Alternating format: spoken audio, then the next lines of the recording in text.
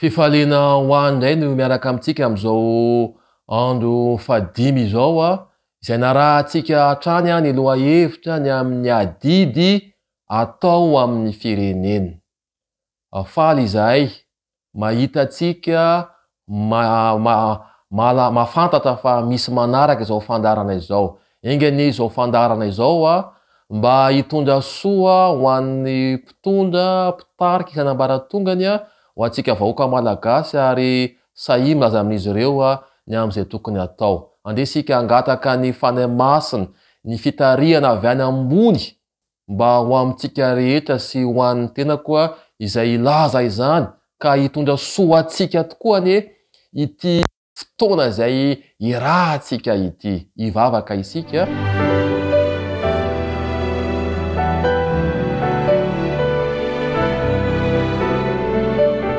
Rainay izay ny an-danitro, ankehitriny izay dia midera sy mankalaza anao. Fototra tompo noho ny amin'ity fotoana izay nomenao ity ary engany ianao amela mandrakariva ny elokay vahoaka malagasy. Aza mamaly anay tompo araka ny faratsinay. Ampenaro izay mba hifady ny ratsy, ampio izay mba ho ty zavatra tsara, ampio izay tompo-Andriamanitra mba ho sahanova izay azovana eo amin'ny fiainanay. Ta io ty fotoana ity.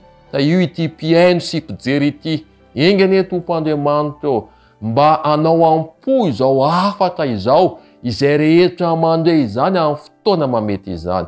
Tsy miafina aminao tokoa zavatra mitranga eto amin'ny firenenay. Ianao ane tompo-Andriamanitra ny tamanokana, ny mpitondra isan'ambaratongany, fehezo ny toe-draharaha tompo-Andriamanitra.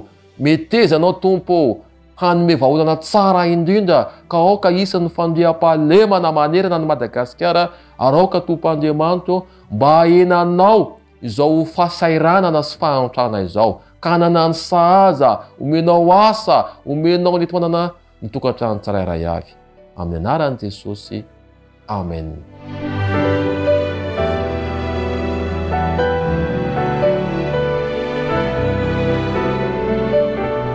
Amin'ity andro fadimy ity famelabelarana dia andeha omentsika lohateny ny hafatra. Ny lohateny ny hafatra dia hoe rehefa ny vahoaka no tezitra. Rehefa ny vahoaka no tezitra.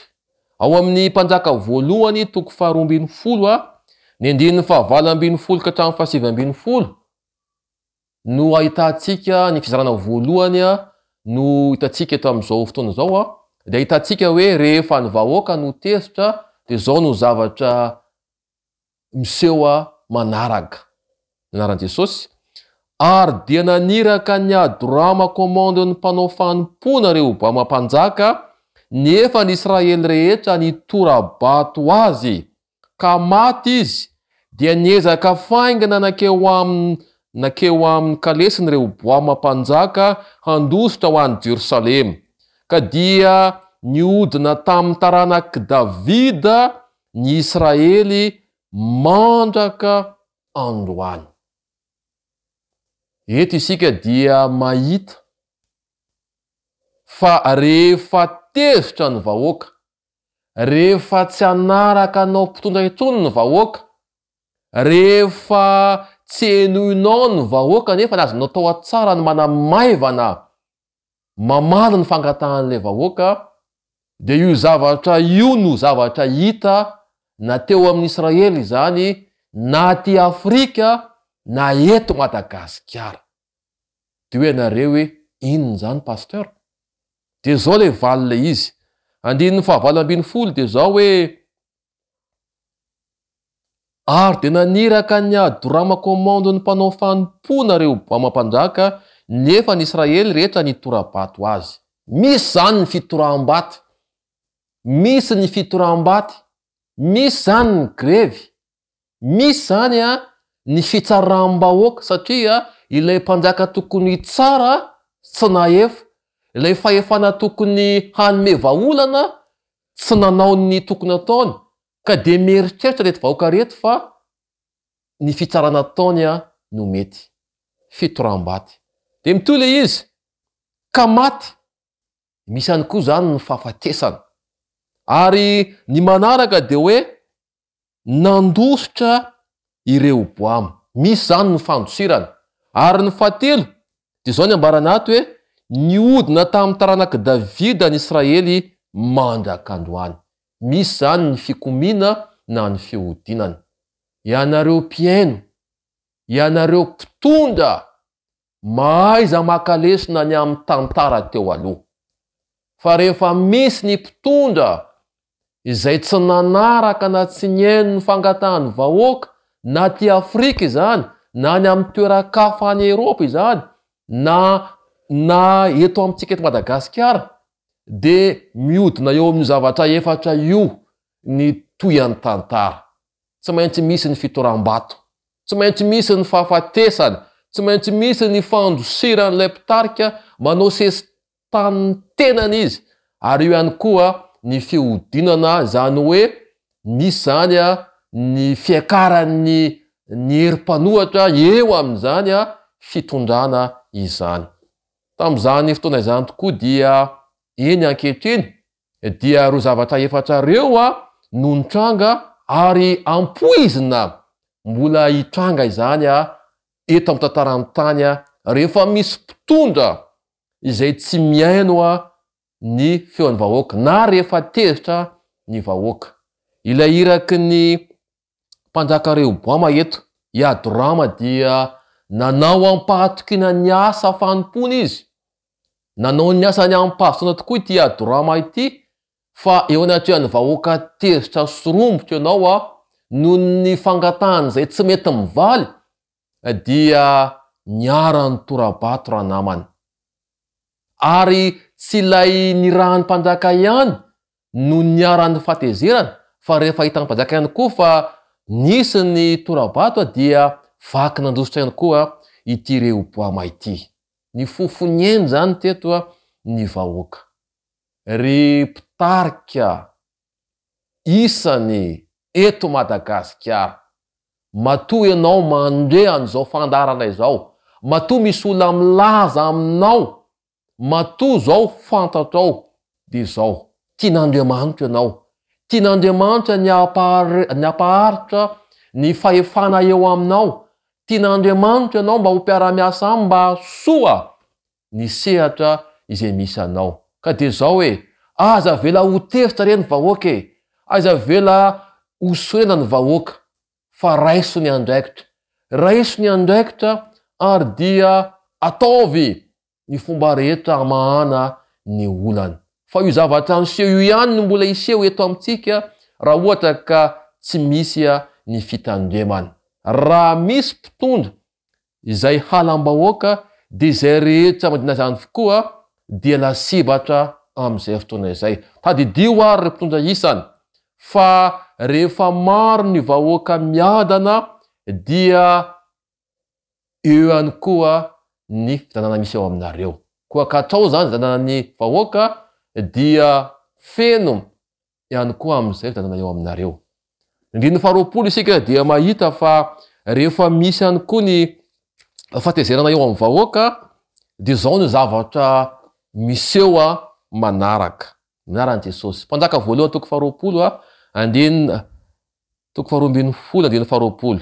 Ary rehefa ren'ny Israely rehetra fa efa tafaverina indray ry Jeroboama, dia naniraka naka-azy ho amin'ny fivoriana izy, ka nampanjaka azy tamin'ny Israely rehetra, dia tsy nisy nanaraka ny taranaky Joda afa-tsy ny firenen'ny Joda ihany. Eto zany tsika dia mahita zany, akoatran'ilay efatra nyresahantsika teo, hoe rehefa tezitra ny vahoaka dia misy ny torabato, grevy io, fitokonana io, eo ihany koa ny fahafatesana, eo ihany koa ny fandosiran'ilay mpitarika, eo ihany koa ny fikomiana, dia andesika anaraka hoe ahoana ary zany toean'ny tantara zany. Ny andina dia milaza amintsika fa naniraka naka Jeroboama ho ao amin'ny fivoriana ny vahoaka maro anisa teto. Iza moa ty Jeroboama ty? Ao amin'ny mpanjaka voalohany toko faha 1ambin'ny andininy fahaenina amby roapolo isika dia mahita an'izao teny izao manao hoe ary Jeroboama zanaky Nebata mpanompon'ny Solomona dia nanainga tanana ikomy tamin'ny mpanjaka. I Jeroboama zany dia tsy hoe olona hafa ivelany, fa olona efa tao andapa-tao any mpanompon'ny Solomona tao ihany zany, nafantatra ny amin'ny raharaham-panjakana. Indro lasa lehibe an'ny fanoherany, lasa nitodika any amin'ny fon'ny vahoaka. Rehefa tsy mahavaolana ny mpitarika dia mitodika any amin'ireo hafa izay heveriny ho mpitarika ho mahavaolana ny vahoaka.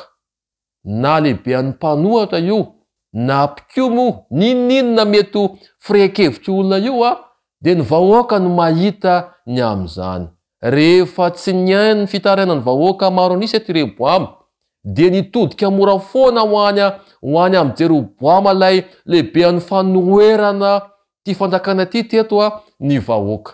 Ary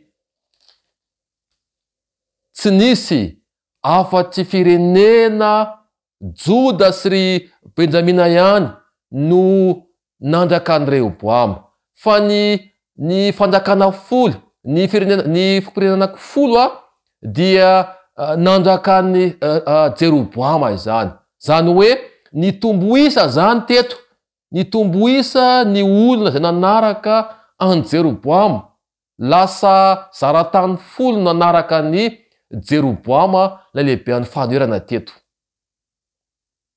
Manome vahana ny mpanohatra zany ny tsy fienoana ataon'ireo mpitondra raharaham-panjakana isan'ambaratongany. Manome vahana ny hetsiky ny syndika ihany koa, raha natsoka lesona hafa isika zany dia zao. Manome vahana ny hetsiky ny syndika hafa, syndika ny mpiasa ihany koa, ny tsy fanomezana ny zoa tokony isitrahany. Koa alefa amintsika zany eto ry mpitondra isan'ambaratonga ny antso zany. Zao mantsy ny ambaran'i Jakoba 5:1-4, efa voaresaka tamin'izany ny isin'ny fihetsiketsehana syndikaly amin'izao fotoana iainantsika manakaiky ny faran'izao. Jakoba 5:4, isika dia mino fa misy ny farandro, na ny silamo na ny kristianina na ny mpanao siansa dia samy milaza fa misy ny farany. Ka melohan'izay anefany dia milaza ny Baiboly ny amin'ny zavatra iseho melohan'izay faran'izay, koa mangataka anao mba hiaino izany. Ianarany Jesosy manao hoe: indro ny karaman'ny mpiasa ny jinja ny taninareo izay hazoninareo dia mitaraina, ary ny fitaraina ny mpijinja dia efa tafiditra amin'ny sofin'ny tompony maro. Marina fa mpampiasa sy mpiasa fahitoresaka, fahitona ny ahona izany, fa miazakazaka ary mitombo maneran-tany ny fitakina syndikaly ataon'ny mpiasa. Be dehibe ireo tombontsoa izay tokony ho an'ny mpiasa no tsy omen'ny mpampiasa ankehitriny. Mitaraina ny mpiasa noho ny akelin'ny karamany, mitaraina ny mpiasa noho ny asarotro ny fiainany, mitaraina izao noho ny amin'ny tombontsoa izay afenina azy ireo, tsy omena azy ireo. Zao nefa ny ambaran'ny Baiboly, fa vao mafaly dia misy miaino izy ireny. Ny miaino voalohany dia Andriamanitry ny lanitra dia miaino ny fitaraina an'ireo mpiasa rehetra. Anambara aminareo amin'ity fotoana ity fa Andriamanitry ny lanitra dia tsy manavakavaka. Raha hoentinao eo aminy fitarainanao dia enony izany. Ho anareo ihany koa izay mampiasa olona, tompona orinasa, dia zao re, valio araky ny rary ny fangatahany reny mpiasa reny. Ianareo ao amin'ny ministera, da aoka mba ho araky ny tokony ho izy, ny amaliana ireo fangatahana ataon'ireo mpiasa ao amin'ny ministera zay rehetra voakasika izany. Esory ny fitiavan-tena, esory izay mety ho endrika tsy mbola lara-pameana, fa ny lara-pameana no apetrao. Mila manamaivana isika ny fahorian'ny vahoaka, mila amaivantsika ny fahantrany malagasy eto Madagasikara. koa say anareo mpitondra. Mivavaka izahay mba ho mpitondra say anareo, hanamaivana ny fahorian'ny vahoaka fantaro anefany fa ianareo dia mpanompon'Andriamanitra, ka aoka ny tenin'Andriamanitra ny tarika anareo ho amin'izany rehetrarehetra izany. Andesika angataka indray ny fanahy masina mba hanampy atsika rehetra ho amin'izany lohahevitra izany, ka ho atao ampozany teny izany ary isan'ny fampiarana. Minaran'i Jesosy no anaovantsika izao vavaka izao.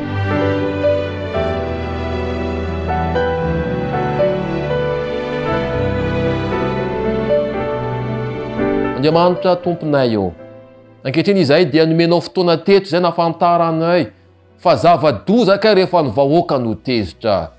Engane Tompo Andriamanitra, mba hiasa ao am-pon'ny fitondrana ambaratongany ianao, ka amin'ity fotoana ity ho an'izay mandeha dia hitady vahaolana eo aminao izy Tompo Andriamanitra, hanamaivana ny fahoriana ny olana ary hanome vahaolana ireo fitakiana ataon'ny sindikaly, ireo fitakiana ataon'ny mpiasa ny mpampiasa. Andriamanitra ny lanitra, esory ny fitiavatena eo amin'ny fitondrana ambaratongany. Aoka Tompo izay rehetra endrika rendrarendra dia hoena izany, aoka hitsy avaozina ny teti-bola. Aoka Tompo Andriamanitra, mba omenao ny sahaza ny vahoaka malagasy tsirairay avy. Andriamanitra ny lanitra, mamela ny fahotan'ny fitondrana ambaratongany ianao. Aoka ihany koa ny mpanohitra eto Madagasikara, mba hanohitra araky ny fahendrena sy ny rariny Tompo, ka mba hilaminy Madagasikara ary aoka ny tsirairay avy dia samy etehatra aminao ilay Andriamanitra ny lanitra, satria avy aminao ny fahefany, ianao ny manangana ary ianao ihany koa ny manaisitra. Amin'ny anaran'i Jesosy, amen.